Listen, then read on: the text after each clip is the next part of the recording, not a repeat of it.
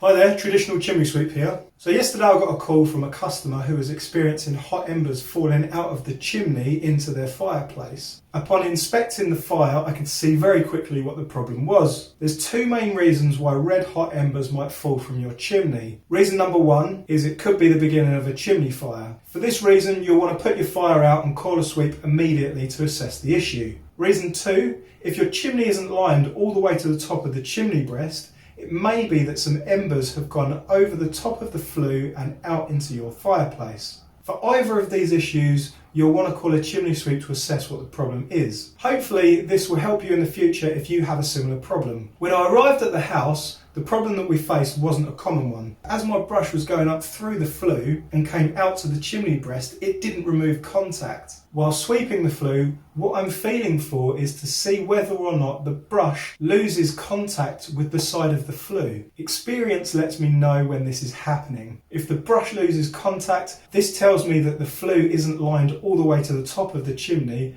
and therefore I would need access inside the chimney breast. This is because the chimney breast was so small itself that it mimicked the feel of my brush going through a flue. For all intents and purposes, this scene represents a healthy, fully lined chimney. Typically, if everything is fully sealed, I wouldn't remove the lining. If the chimney is lined all the way to the top, the flue lining will be incredibly heavy, and if you move it out of position, it's very, very difficult to get back into place. Since my last visit, I could also see that general wear and tear on fire cement, it had perished and eventually fallen out. I could see that the fire cement and sealant had crumbled where the flue entered the chimney breast. The fire sealant around the back of the fire was also crumbling and had fallen out. From this point, I was able to remove the flue and get a proper inspection inside the chimney breast. The sealant has broken and cracked, so that's come away.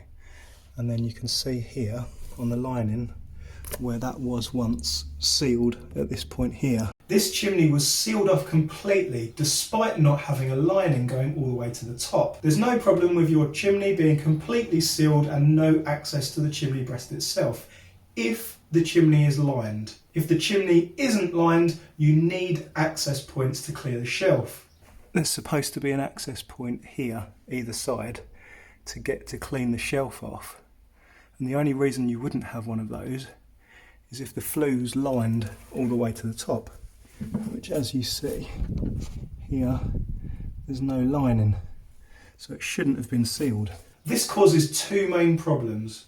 Number one, there's no access to clean off the shelf with all the soot. The smoke is still accessing the chimney breast, and therefore once it's being cleaned, soot is falling onto the shelf that I have no access to. Two, and the most important one, is the fact that if hot embers go onto a pile of soot, this can cause a chimney fire. When the fire is installed, if it's going to be fully sealed off, there needs to be an access point to allow me to clear the soot off the shelf. It's purely by chance that wear and tear of the brick cement allowed us to see what the problem was. Two things you can do to prevent this thing happening to you.